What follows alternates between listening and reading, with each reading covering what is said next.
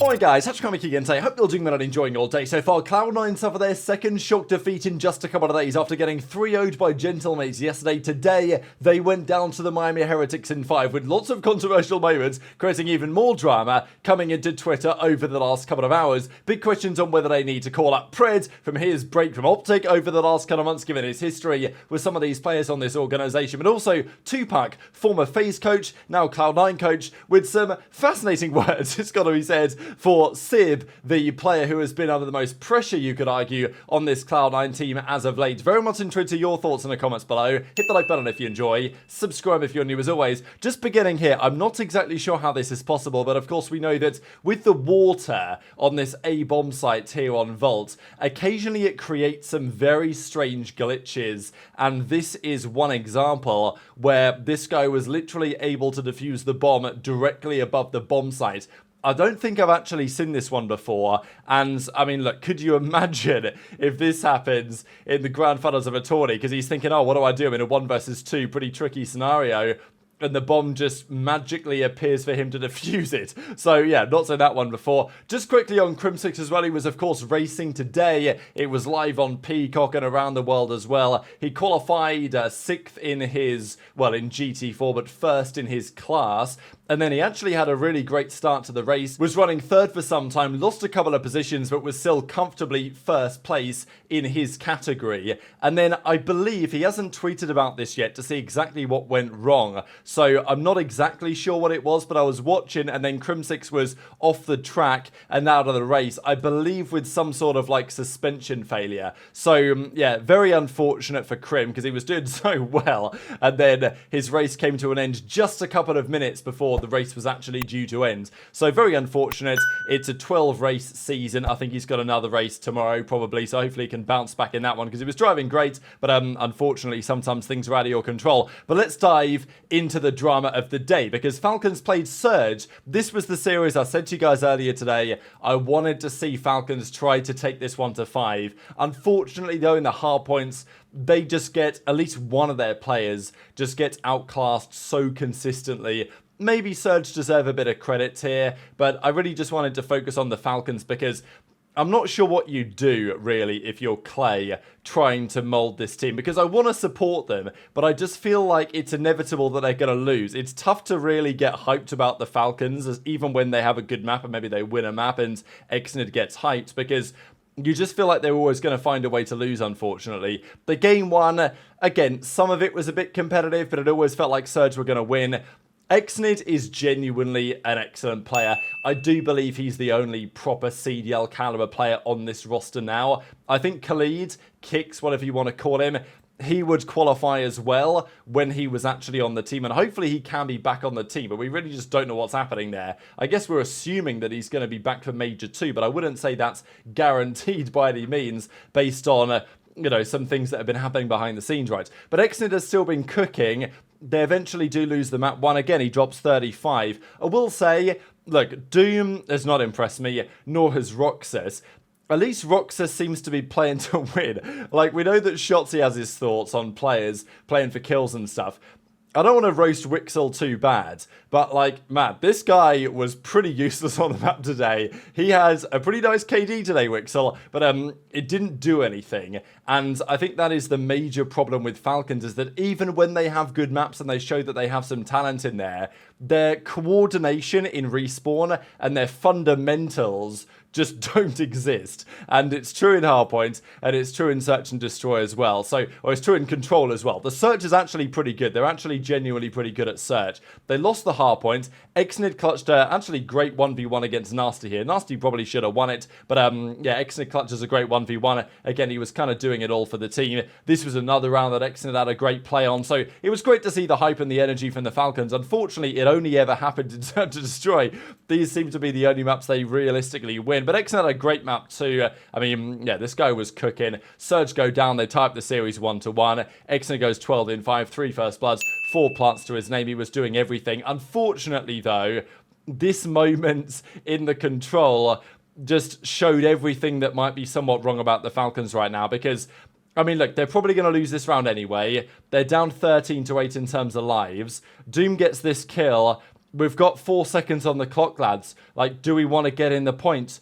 And we just lose. I mean, like, actually, what are we doing here? I simply do not understand. I know that 0-4 comes out the bottom, but like, brother, someone's gonna get on the hill. And by the time that seemingly they realize it, it's too late. So yeah, that was a confusing one. We know that Clayster, when he was competing, he wasn't the best control player, but man, does he have a lot to teach those guys. So they go to the hard point, they lose the hard point, right? Again, Roxas started this map kind of well, but it fell apart in the end. Actually, 0-4 took over this map, so that's worthy of some credit. But again, Wixel has a map here where he's getting some good KD, but he's scoring absolutely no time with the hard point at all, to be fair. I guess Roxas's numbers here are similar, but I don't know. Watching Roxas, I feel like he's trying. Wixel, it was, yeah, I don't know what to read into it. It's just tough, isn't it? Because realistically, Xnid's their only player who's CDL caliber as far as I'm concerned. He drops 97 kills for a 1.08. Wixel has a 1.3 almost, a 1.27, but, you know, for a comfortable loss in the end. So, like, I've got my questions on that play style. And unfortunately, Doom and Roxas,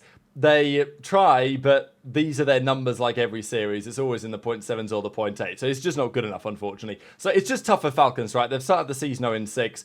I want to be happy to watch them try and improve and win, but it's getting painful, you know? Like, their series are just getting painful to watch, unfortunately, at this point. So lots for them to think about. Cloud9, lots for them to think about as well, because this is a team that actually should be good on paper. People talked about these guys being maybe 4th best going into the season. That is far from where they are at the moment. They won the game 1, 250 in the end. They clutched up. They broke Heretics' setup. The Heretics had a pretty nice setup here. They maybe could have won the map, but it's Skyline. Things are going to happen. Sib actually went positive. Can you believe it? In this series and in the map 1. His first positive series, I believe, of the entire year. But not enough to win the series, and that was critical. So we know that Miami, their respawn, it's going to be, you know, they're going to take respawns off good teams, sure. But just yesterday, Cloud9 got 3-0'd by Gentlemates, a team that has played better than their record suggests, sure, but a team nonetheless that was 0-5, and that Cloud9 should not be getting 3-0'd by if they want to be a team that can actually contend and try and win events this season, because, look, it's not like Thieves, FaZe and OpTic haven't shown some vulnerabilities at points this season. Map 1, though, Miami go down. This was a pretty crazy moment as well here, so here's Mack, their best player at the moment, gets the first kill, and look at this guy, he just spawns up. I mean, I think, who was that? Yeah, was it Lucky? Yeah, oh my god.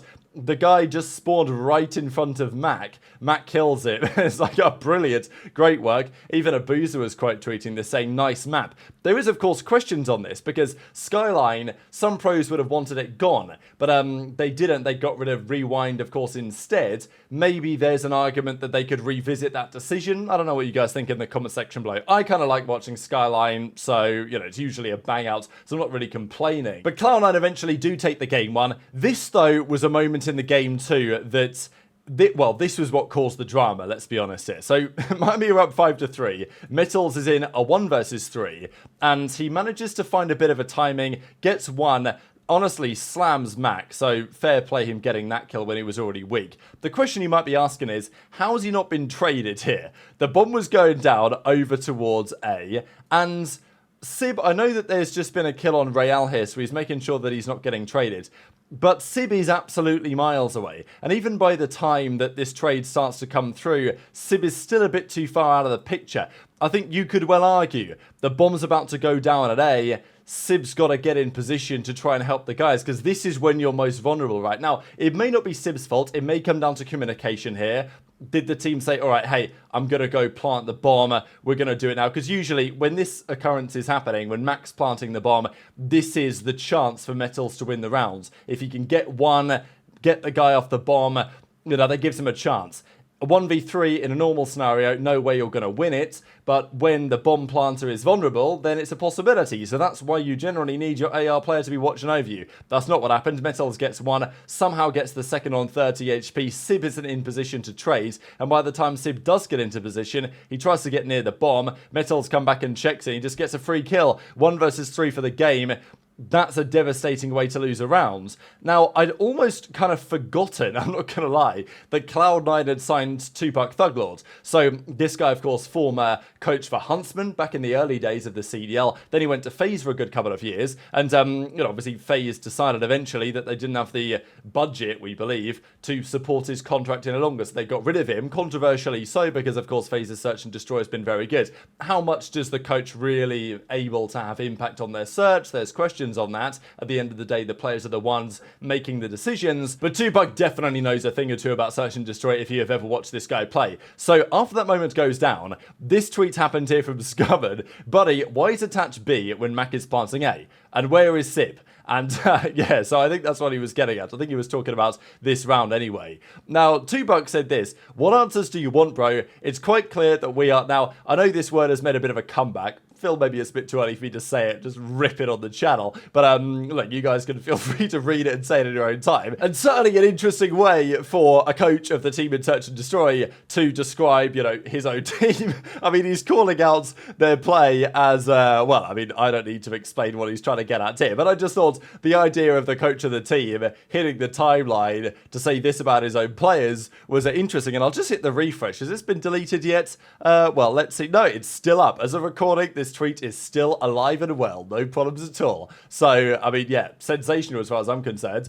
but that clearly is the way that Cloud9's coach feels about their play in Search and Destroy. And to be fair, I can't blame him some of the stuff that I saw today. They did with the control, but Miami tend to be good for a hardpoint win. This was an interesting map because Lucky was getting farmed, although I will say the last couple of minutes, Lucky actually did turn it around a bit. But Rencor had a big one, Real had a big one, and Miami had a pretty big lead here that they would never squander. That was a game 5 locked in. Rencor had a shocker map 3, but he bounced back big time on the map 4, and I thought these pictures were pretty well done and pretty funny for the boys. We go then to a map 5. Their record in map 5 Miami this year, 0-3. Cloud9, 0-2. So somebody had to win, somebody had to get on the board, and it was going to be Miami Heretics. They've definitely improved some of their Search and Destroy play. I want to give them some credit. But, man, Cloud9, if you want to be a serious team, you can't be losing like this, especially in a series where it's not like Miami are great at Search. I mean, look at this round. Mack found himself in a 1 versus 3.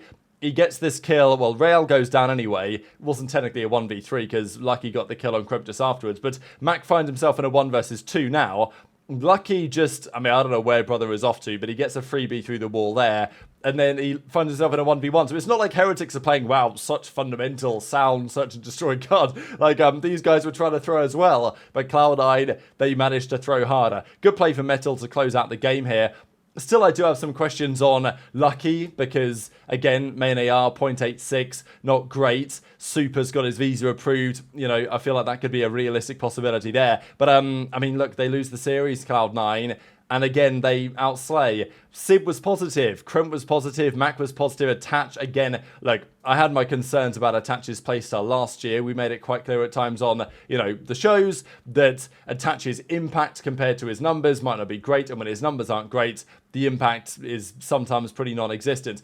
What is difficult for me to understand exactly is that Kremp and Mack have been their best 2 players, although Kremp would probably be the odd man out if they were to make a roster change, so I really don't know what you do. The bottom line is, their coach is not happy about their team Search and Destroy. Sib played better today, sure, but it didn't translate into anything. Attach has been just generally poor so far this season, as has Sib, and now all of a sudden they're sitting 1-5 in the league. It's an absolute shambles. And the final series today, definitely an upset going down as well. I think many might describe this as like a big shock or a big surprise, but honestly looking at this series going into it, I thought this is going to be competitive. Boston have been good so far. Let's not forget they got a bye back at the minor because they were playing well online. They've been competitive with like everyone they've played lately. They nearly beat OpTic in the minor as well before bowing out of the tournament as they did an OpTic advance. Cloud9, sorry, Ravens. Cloud9 terrible. Ravens are good. They obviously beat OpTic. They made it to the grand finals. They lost to FaZe. The problem is for Ravens is that their hardpoint has been absolutely horrific now for some time. And this is what Shotzzy was getting at about Ravens not trying in practice. But I think the actual reality is they just suck at hardpoints. Like, that's just the reality. Like, they get slammed in hardpoint scrims by everyone they play because they're just bad at hardpoint. Like, they were getting slammed by challenger teams in hardpoint. So the problem is for Ravens that to make it to 5, they've been doing a lot of Neslos, right? Like, they've been winning both searches and the control. Maybe they sneak a respawn in there somewhere, but it's not been happening often. So this series, they started well on the skyline against Boston, but Boston brought it back. And obviously there's a couple of players we've got to shout out on the Boston side. Again, for Ravens, they were kind of bailed out by TJ being the GOAT in Search and Destroy. Like, this guy was doing it all. He dropped to double-digit kills. I will say, this exact screenshot here is why Ravens are so good at Search. They find themselves in a 2 versus 1. They actually did well to even get this to a 2v1, but they always play it together. Ravens will very, very rarely make any mistakes. And if other teams played Search as well as Ravens did, Ravens would be way down the leaderboard. But their Search has kept them up there for now. But I think online, this Ravens team, their respawn consistency was never always going to be there. They were going to lose eventually, just losing to Boston, I guess, of all the teams they were going to lose to in the regular season, apart from the minor.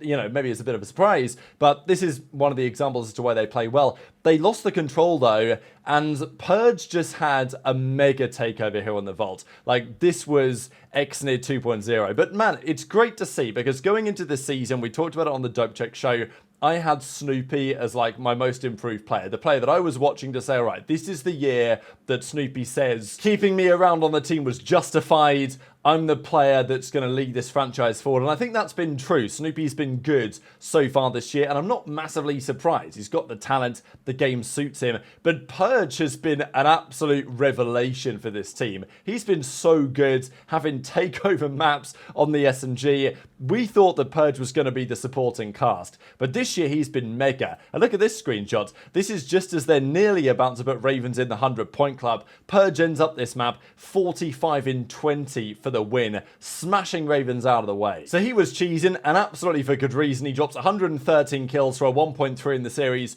Great series of Cammy and Snoopy again. Again, Awakening doesn't have a great one, but it doesn't really matter when Purge is playing like that. So lots to take away from a number of teams today. Plenty to talk about tomorrow morning as well. Very much interested in your thoughts in the comments. Hit the like button if you enjoyed. Subscribe if you're new. Take care, and I'll see you next time.